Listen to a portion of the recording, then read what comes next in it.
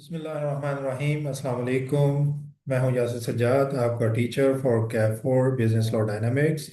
बच्चों और व्यूअर्स, उम्मीद है कि आप बिल्कुल ठीक ठाक होंगे। और लास्ट लेक्चर जो हमारा हुआ था उसके बाद आपने ज़िंदगी को में मज़े भी किए होंगे, एंजॉय भी किया होगा और साथ पढ़ाई भी की होगी। तो let's hope for the best. मुझे तो उम्मीद है कि आप पढ़ भी रहे हैं और लेक्चर्स को प्रॉपरली उसका फ़ायदा भी उठा रहे हैं और उसे व्यू भी कर रहे हैं। तो आज का हम अपना लेक्चर शुरू करते हैं। जैसा कि आपको याद होगा, लास्ट टाइम हम चैप्टर नंबर वन पे थे। और चैप्टर नंबर वन पे हमने पहुंचे थे basic structure of the constitution of Islamic Republic of Pakistan. और मुझे याद पड़ता है कि जाते हुए मैंने आपको एक छोटा सा काम दिया था कि आप मुझे बताएंगे कि लॉ, कॉन्स्टिट्यूशन और रूल्स में क्या फ़र्क होता है। तो इनिशियली मैं आपको बता दूं कि ये चीज़ हमेशा आपके साथ चलेगी।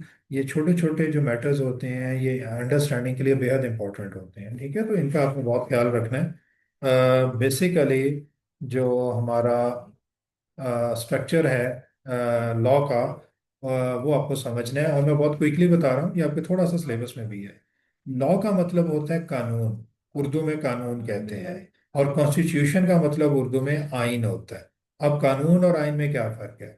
आइन एक ओवरऑल स्ट्रक्चर होता है जो आपको ये बताता है कि आपकी रियासत क्या है, आपकी रियासत के कंपोनेंट्स क्या हैं, रियासत को कैसे चलाना है और इसमें गवर्नमेंट कैसे बनेगी, इसमें जो रियासती लेवल पे, स्टेट लेवल पे मुख्तलिफ काम कैसे होंगे। मतलब हमारे मुल्क में एक प्रेसिडेंट होगा, उसके राइट्स क्या होंगे, उसकी ड्यूटीज़ क्या होंगी, उसके लाइबिलिटीज़ क्या होंगी। एक प्राइम मिनिस्टर, वजीर आजम होता है, वो कैसे इलेक्ट होगा, इलेक्शन कैसे होंगे। पाकिस्तान की रियासत एक मुस्लिम रियासत है या सेकुलर रियासत है, पाकिस्तान के कवानीन बेसिकली क्या चीज़ ध्यान में रख के बनाए जाएंगे।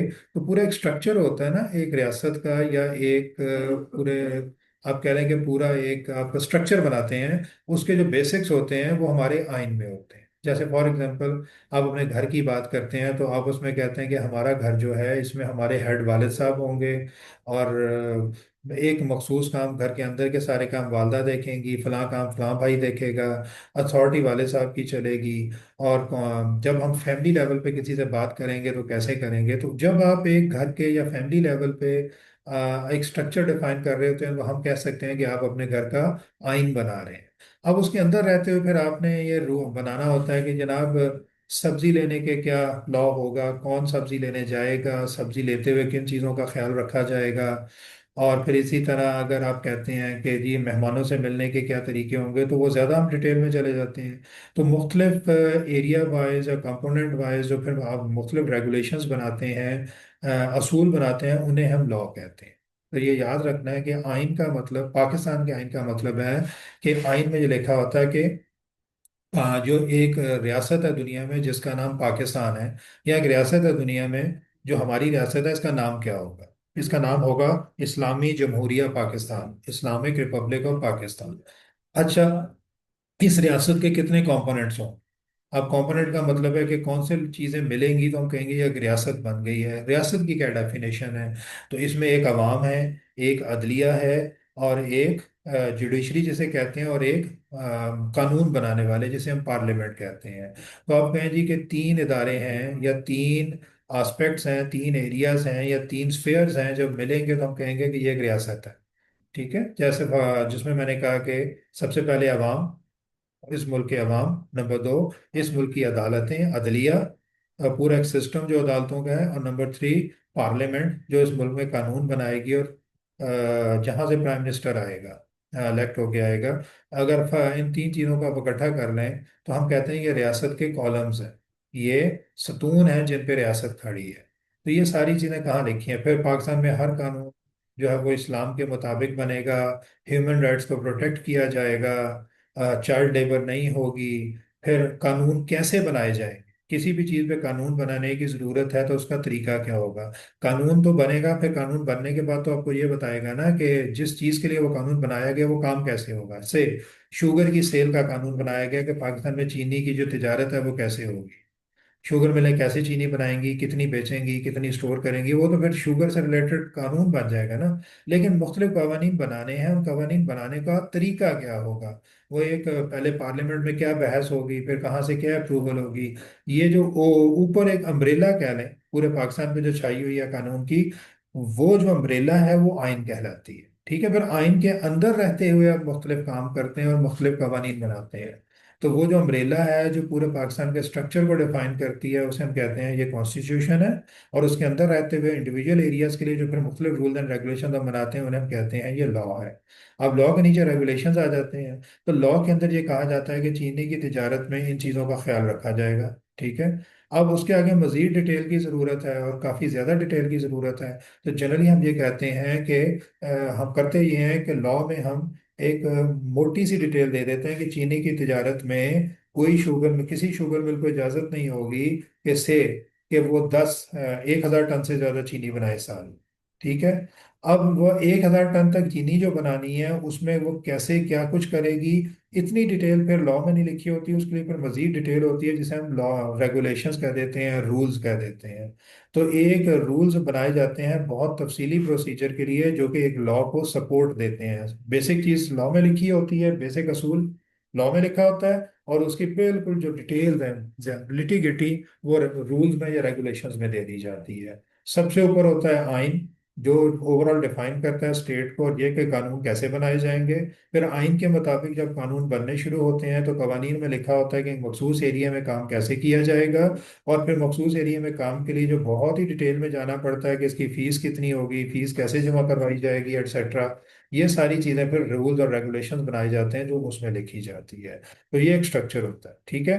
अब अ, हम आगे बढ़ेंगे। इसके बाद अगला जो हमारा टॉपिक है वो हमारा टॉपिक होगा जनाब के how laws are formulated in Pakistan, या how laws are constituted in Pakistan, या कह सकते हैं कि how laws are finalised in Pakistan. ठीक है, कि पाकिस्तान में कानून बनाए कैसे जाते हैं वो हम बाद में पढ़ेंगे। फिलहाल हम कॉन्स्टिट्यूशन की बात कर रहे हैं। हम ये पढ़ने लगे हैं कि पाकिस्तान के आइन का बेसिक जो स्ट्रक्चर है वो क्या है, मतलब हमारा जो आइन है इसमें कितने सेक्शंस हैं, कितने आर्टिकल्स हैं, कितने पार्ट्स हैं, कौन से पार्ट में क्या लिखा हुआ है, और जनरल ओवरऑल आइन में क्या लिखा है, ये हम पढ़ने लगे। ठीक है।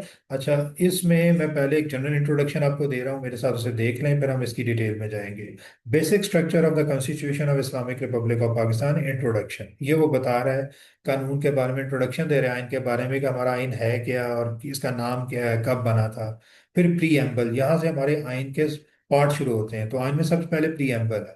प्रीएम्बल का मतलब होता है इंट्रोडक्शन कह लें, उर्दू में जैसे दिबाचा कहते हैं, मतलब एक ओवरऑल आप समरी कमेंट्री दे रहे होते हैं कि ये हमारा आइन क्या है, इसके बेसिक जो असूल हैं आइन के जिन पे सारा आइन बनाया गया वो क्या है। फिर आगे पार्ट शुरू हो जाते हैं, ये देखें पार्ट 1 है। ठीक है। उसके बाद नीचे आपको नजर आएगा ये part 2, part 3 and so on. तो हम देखते हैं कि टोटल कितने पार्ट्स हैं, तो पार्ट 12। इसका मतलब है ये याद कर लें कि हमारे पाकिस्तान के आइन के टोटल 12 पार्ट्स हैं। ठीक है। पाकिस्तान के आइन के 12 पार्ट्स हैं। पार्ट्स का मतलब होता है कि ये एक पूरा एरिया है जिसमें एक मखसूस आस्पेक्ट या मखसूस इशू पे बात की गई है। वो हम अभी पढ़ते हैं कि कैसे हम इसे समझेंगे। पार्ट 1 की बात करते हैं, चलें। पार्ट 1 में क्या लिखा है, इंट्रोडक्टरी, और फिर आर्टिकल्स 1 to 6। अब पहले एक पार्ट होता है और पार्ट के अंदर आर्टिकल्स होते हैं। आर्टिकल आप ये समझ लें सेक्शंस को कहते हैं। आम जो कानून बनता है उसमें हम कहते हैं ये section 1 of law, section 2, 3, 4 and so on. लेकिन आइन में हम उसे सेक्शन नहीं कहते, उसे आर्टिकल कहते हैं। ठीक है, क्योंकि आर्टिकल रियासत के स्ट्रक्चर के बारे में बात कर रहा होता है जनरली, तो हम उसे उसके लिए एक अलहदा टर्म यूज करते हैं आर्टिकल, उसे हम सेक्शन नहीं कहते। तो पार्ट 1 है जिसका नाम है इंट्रोडक्टरी, मतलब ये इंट्रोडक्शन देगा कि ये जो हमारा आइन है इसमें बेसिक चीजें क्या है। प्रीएम्बल में तो ओवरऑल बात करेगा ना, आइन के बारे में इंफॉर्मेशन देगा कि आइन है क्या हमारा। और जनरल बात करेगा, इंट्रोडक्टरी में ज़्यादा डिटेल में जाएगा कि इस आइन में कौन कौन सी चीज़ें जो हैं हमने मेंशन की हैं और किस कॉन्टेक्स्ट में की हैं। एक जनरल कमेंट्री देगा। आर्टिकल 1 6, मतलब आप कह लें कि 6 सेक्शंस हैं या 6 मुख्तलिफ नंबर्स हैं, 6 पैराग्राफ कह लें। पैराग्राफ तो नहीं कहना चाहिए, एक आर्टिकल में एक से ज़्यादा पैराग्राफ हो सकते हैं। 6 मुख्तलिफ सब इश्यूज हैं इंट्रोडक्टरी में जो उसने आर्टिकल 1, आर्टिकल 2, 3, 4 एंड इस तरह 6 में दी है। तो पार्ट 1 का मकसद है इंट्रोडक्टरी, और इसमें 6 आर्टिकल्स हैं। अब इसके बाद आगे चलते हैं। ठीक है। इसके बाद अगर आगे जाते हैं तो पार्ट 2 जो है इसका नाम क्या है, ये fundamental rights and principles of policy. और आर्टिकल इसमें कितने हैं, 7 से लेके 40 तक, मतलब तकरीबन 34 आर्टिकल्स हैं इसमें। Article 7, 8, 9, 10 up to 40। मतलब सब जो एस्पेक्ट हमने डिस्कस किए हैं फंडामेंटल राइट्स में और प्रिंसिपल्स ऑफ पॉलिसी में, वो तकरीबन 33 मुख्तलिफ सब एस्पेक्ट हमने डिस्कस किए हैं। फिर पार्ट सी का नाम है फेडरेशन ऑफ पाकिस्तान। आर्टिकल 41 से लेकर 100 तक तकरीबन ये 60 के करीब बनते हैं, ठीक है।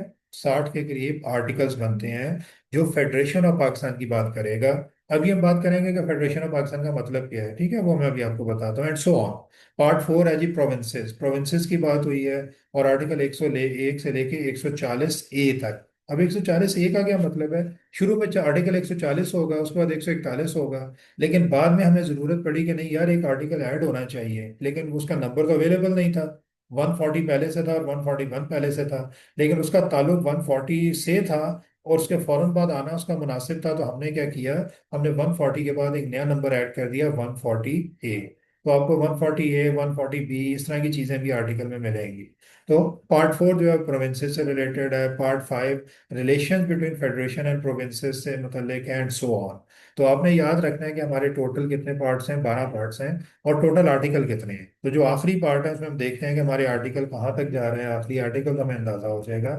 तो पार्ट 12 में मिसलीनियस है कि जो चीज़ पूरे लॉ कॉन्स्टिट्यूशन में कहीं डिस्कस नहीं हुई और बड़ी जनरल सी चीज़ है, उसे हमने एक पार्ट बना दिया मिसलीनियस के नाम से, वो सारी चीज़ें इसमें डाल दी। इसमें आर्टिकल 240 से लेके 280 तक है, तकरीबन आप कह लें कि 41 आर्टिकल्स हैं। और इसका मतलब हमारा आखिरी आर्टिकल जो लॉ का है वो 280 है। तो आप कह सकते हैं कि हमारे आइन में, कह सकते हैं पर क्या कहना क्या है, बल्कि मतलब ये फैक्ट है कि हमारे आइन में 12 पार्ट्स हैं, हर पार्ट के अपने आर्टिकल हैं, और हमारे आइन में टोटल आर्टिकल 280 है।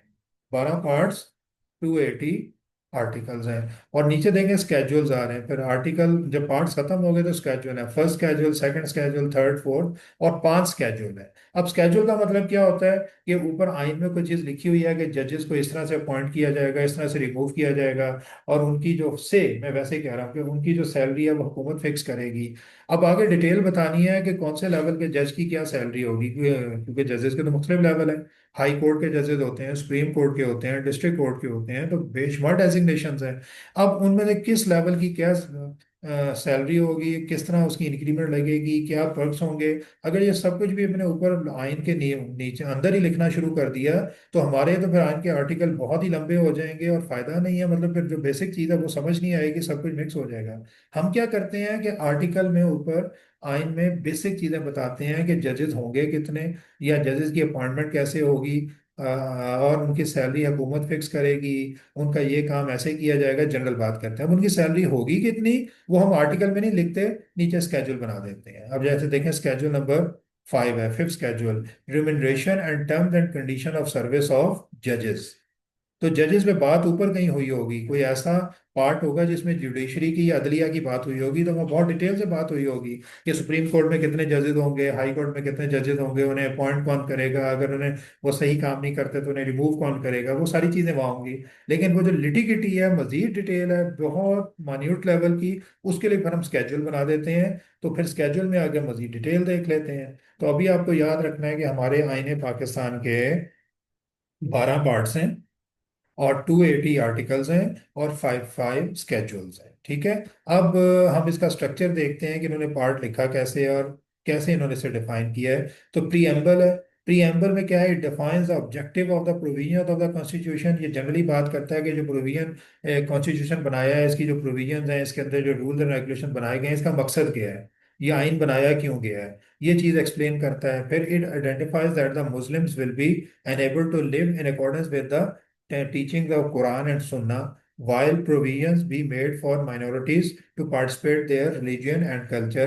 दूसरा हमने बताया कि हमारे आइन का जो बेसिक एक प्रिंसिपल होगा ये कि मुसलमान अपने इस्लामी लॉ के मुताबिक अपना जिंदगी गुजारें। हम ये इंश्योर करेंगे, ये आइन जो इंश्योर करता है, और जो भी कानून बनेगा, जो भी हरकत पाकिस्तान में की जाएगी, वो इस आइन के मुताबिक की जाएगी, और उसमें ये इंश्योर किया जाएगा कि मुसलमानों के अपने जो इस्लामी रसूमात हैं और इस्लाम के मुताबिक ज़िंदगी गुजारने के लिए पूरा फैसिलिटेट किया जाएगा।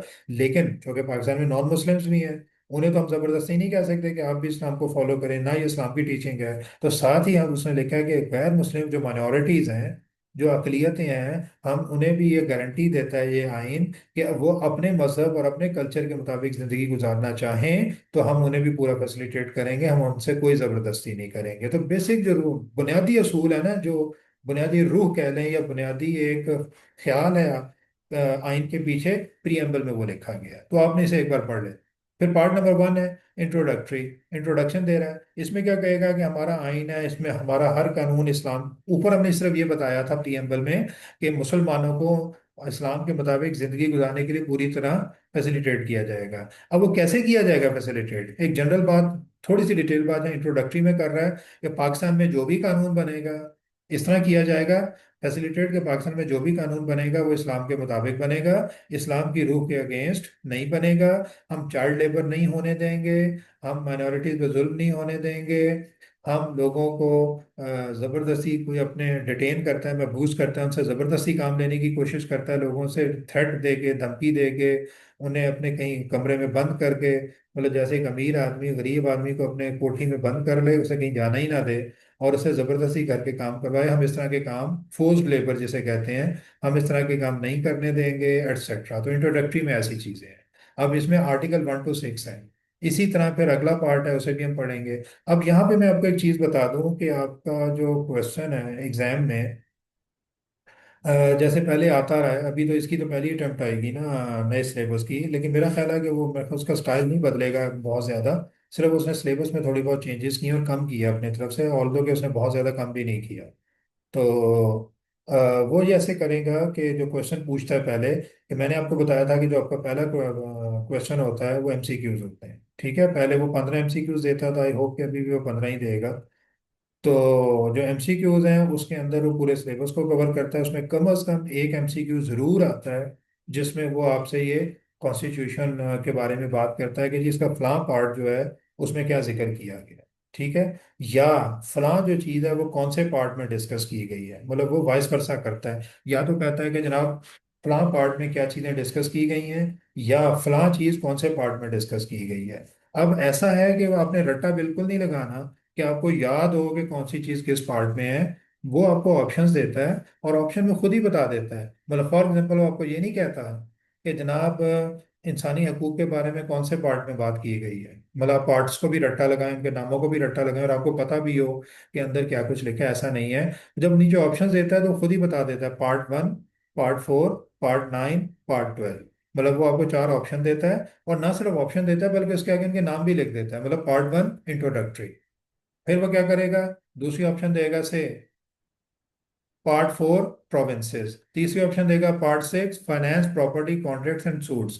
वो पार्ट का नंबर भी दे देता है ऑप्शन में, नाम भी दे देता है। अब उससे होता ही है कि अगर आपने एक बार वैसे भी पढ़ा हो तो आपको अंदाजा भी होता है कि यार कौन सा पार्ट किस चीज़ पे है, इनके टाइटल से ही अंदाजा हो रहा है कि इस पार्ट में क्या लिखा गया है। एक तो आप अंदाजा भी लगा लेते हैं, दूसरा आपको आइडिया भी होता है, आपने पढ़ा होता है। तो जब नाम आपके सामने वो रख देता है तो आप बड़े आसानी से आइडिया ले लेते हैं कि यार कौन सा नाम बिल्कुल ही इरेलीवेंट लग रहा है, इसमें तो ये चीज़ हो ही नहीं सकती जो ये पूछ रहा है, इसमें ये हो सकती है, तो आपके लिए बड़ा आसान होता है। तो कहने का मकसद ये है कि इसमें आपने रट्टा बिल्कुल भी नहीं लगाना, आपने पार्ट्स जो हैं, आपने मोटी मोटी बात याद रखनी है, अगर पॉसिबल हुआ तो पार्ट का जो हेडिंग्स हैं, ये जो ऊपर लिखी हुई हैं उनकी टॉप है, जो ओवरऑल हेडिंग है पार्ट की, वो याद कर लें, नीचे एक बार पढ़ लें और उसके बुलेट पॉइंट बना लें कि कौन से पार्ट में आप चार चीज़ें लिखी हैं, किसमें 7 लिखी हैं, किसमें 8, और क्या क्या लिखी हैं।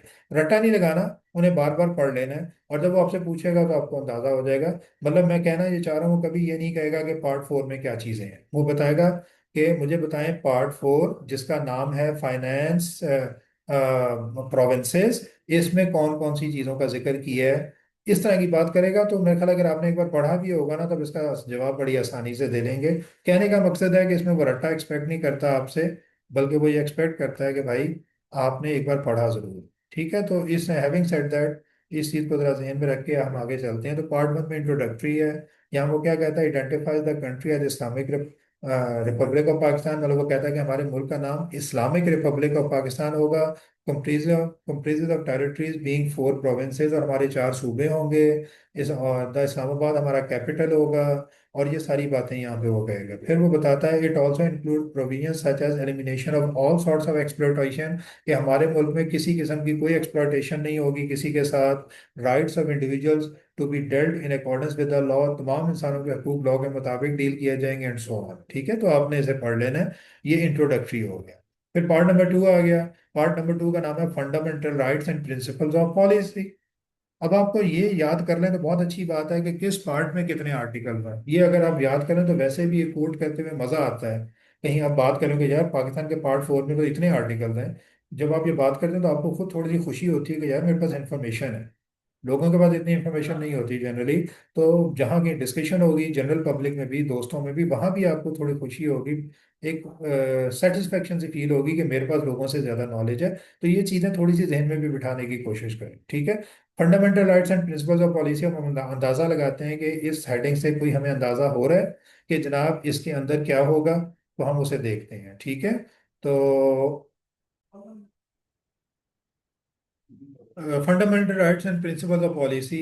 फंडामेंटल राइट्स का मतलब हमारे जहन में अगर हम खुद अपने आप से सवाल करें, हमने कुछ भी ना पढ़ा हो अभी इस लॉ कॉन्स्टिट्यूशन को, तो जहन में आता है कि बुनियादी हकूक की बात हो रही है। तो बुनियादी हकूक बिजनेसेस के या स्ट्रक्चर्स के, नॉन ह्यूमन चीज़ों के नहीं होते, ह्यूमंस के होते हैं। तो मोस्ट प्रोबेबली फंडामेंटल राइट्स में यही बात करेगा कि औरतों के हकूक, पाकिस्तान के शहरियों के हकूक और माइनॉरिटीज़ के हकूक जो हैं, ये एक आइन पाकिस्तान का गारंटी देता है कि हम इन तमाम हकूक की हमारी रियासत हिफाजत करेगी। प्रिंसिपल्स ऑफ पॉलिसी, प्रिंसिपल असूल और ऑफ पॉलिसी, हिकमत अमली, हमारी पॉलिसी क्या होगी एज ए स्टेट। तो हमारी जो भी पॉलिसी होगी उसके बुनियादी असूल क्या हो, मतलब हम किन असूलों पे अपनी पॉलिसी मशा बनाएंगे। तो क्या असूल होंगे कि हम चाइल्ड लेबर नहीं होने देंगे, हम जबरदस्ती लोगों से मुशक्कत करवाने को कभी भी नहीं होने देंगे, इनकरेज नहीं करेंगे। ठीक है, तो ये हमारे प्रिंसिपल ऑफ पॉलिसी हो गए। तो अब हम इसे पढ़ते हैं कि इसमें क्या लिखा है और क्या जो हमने सोचा था क्या लॉ में वही लिखा है। It begins with the definition of the state. अब इसमें स्टेट की डेफिनेशन, पहले तो वो जब राइट्स की बात करेगा कि किसके क्या राइट होंगे, तो पहले तो आपको ये बताएगा ना कि स्टेट होती क्या है। स्टेट, जैसे मैंने आपको बताया था कि स्टेट एक स्ट्रक्चर है जिसके 3 सतून हैं, जो बुनियादी तौर पर 3 सतून हैं। वैसे तो कुछ लोग कहते हैं कि इसके मजीद सतून भी उन्होंने ऐड कर दिए हैं, कि जर्नलिज्म जो होता है, सहाफत भी एक सतून है रियासत का, इसे भी आज़ाद होना चाहिए, मौजूद हो तो ही रियासत चलती है, एटसेट्रा।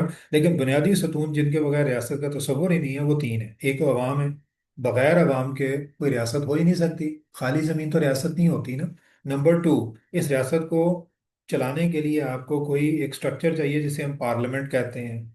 वहीं से प्राइम मिनिस्टर आएगा जो पूरे मुल्क को चलाएगा, और एक सदर भी पार्लियामेंट का पार्ट होता है। तो एक दूसरा क्या आ गया जिसे हम उर्दू में मुकन्ना कहते हैं।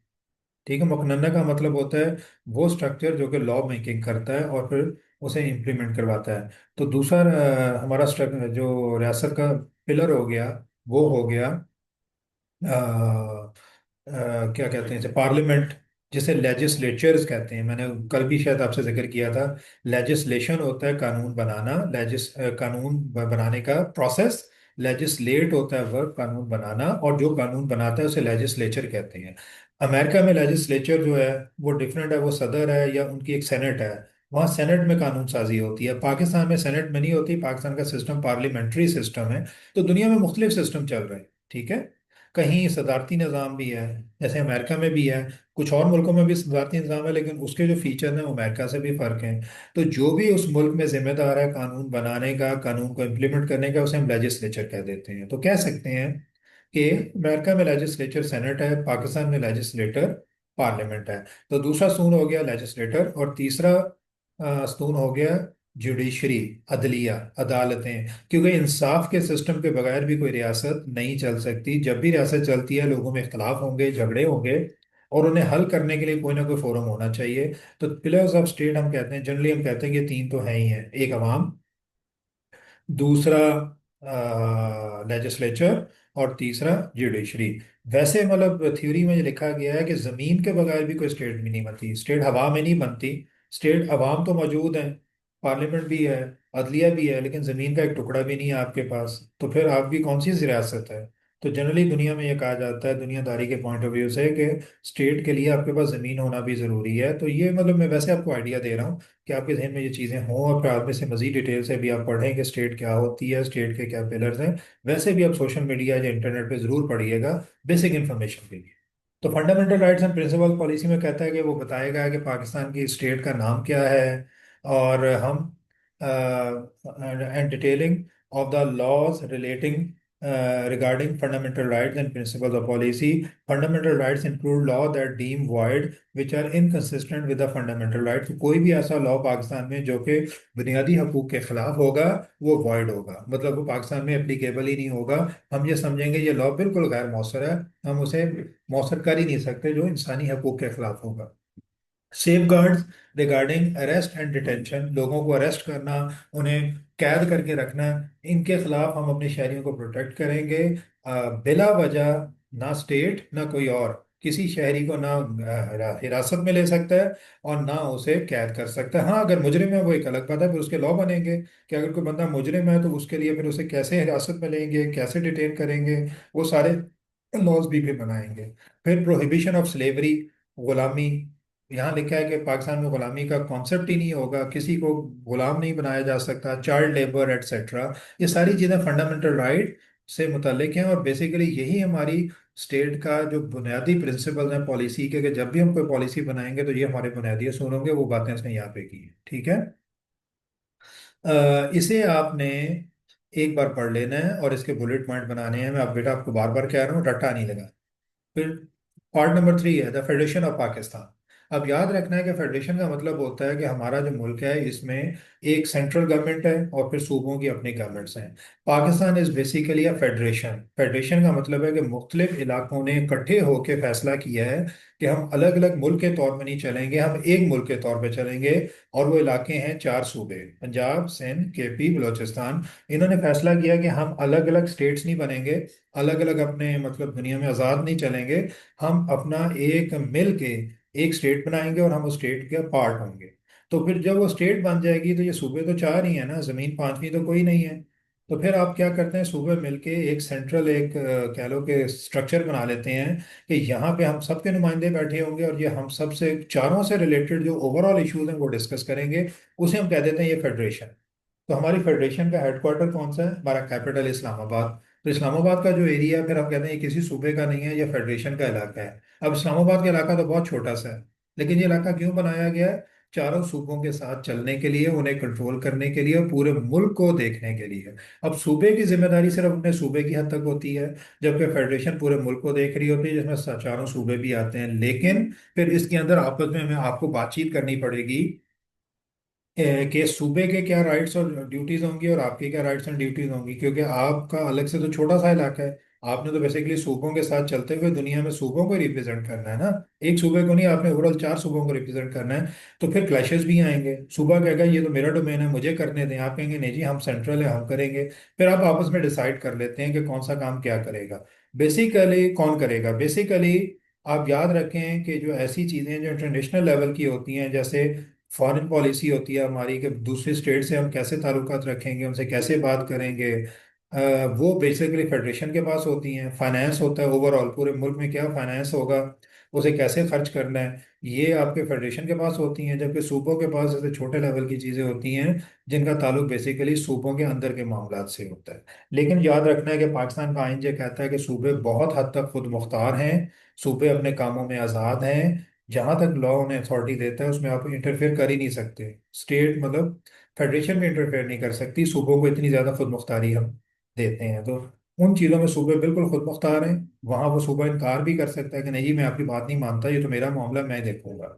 इसी वजह से जैसे आप देखते हैं कि अक्सर सूबों में और फेडरेशन में भी बहुत ज्यादा बाज़ गरज आ जाती है, बहुत ज्यादा टेंशन भी आ जाती है, क्योंकि एज पर कॉन्स्टिट्यूशन फेडरेशन एक हद से ज्यादा सूबों को फोर्स नहीं कर सकती। हमने सूबों को काफी ज्यादा आजादी है, ऑटोनॉमी दी है हमारे आइन में।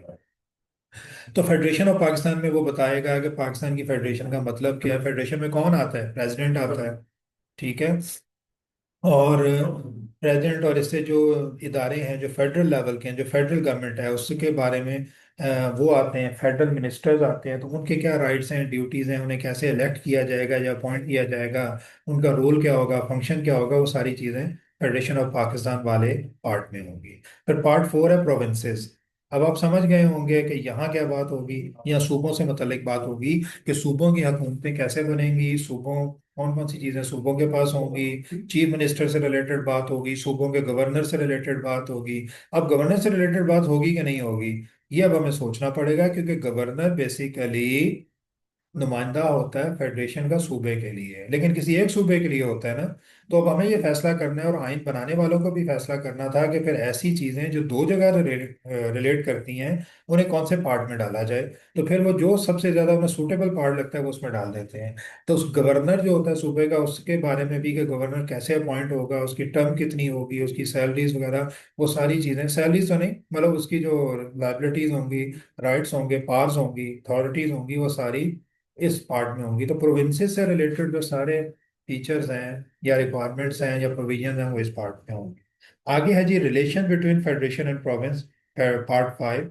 मैंने आपको बताया था कि जब फेडरेशन के पास लिमिटेड अथॉरिटी होती है, सूबों को हमने काफी खुद मुख्तार रखा है। अब फेडरेशन और सूबों के दरमियान क्या ताल्लुक होगा, उसे कैसे चलाया जाएगा, अगर फेडरेशन और सूबों में एक डिफरेंस आ जाता है, इख्तलाफ आता है किसी मामले पे, तो उसे कैसे हल किया जाएगा, ये सारी चीजें यहाँ पे होगी। ठीक है। अब यहाँ पे एक इम्पॉर्टेंट चीज है जो आपको ज़हन में रखनी है।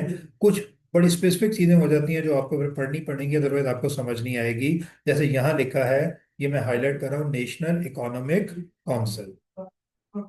ये एक बकायदा स्ट्रक्चर है जो कि बनाने का कहा गया है। और ये स्ट्रक्चर कौन बनाएगा, किस लेवल पे बनेगा, और इसका काम क्या होगा। अब इसे चूंकि relation between federation and provinces में डाला गया, तो इसका मतलब है, बात समझ यही आ रही है कि ये कौंसल जो होगी इसका काम ये होगा कि अगर सूबों और मरकज में इकोनॉमिक मैटर पे कोई इख्तलाफ आता है, तो इस कौंसल का इजलास होगा, इसमें फेडरेशन के नुमाइंदे भी बैठ जाएंगे और सूबों के रिप्रेजेंटेटिव भी आ जाएंगे, वहाँ बहस होगी और मसले को हल करने की कोशिश की जाएगी।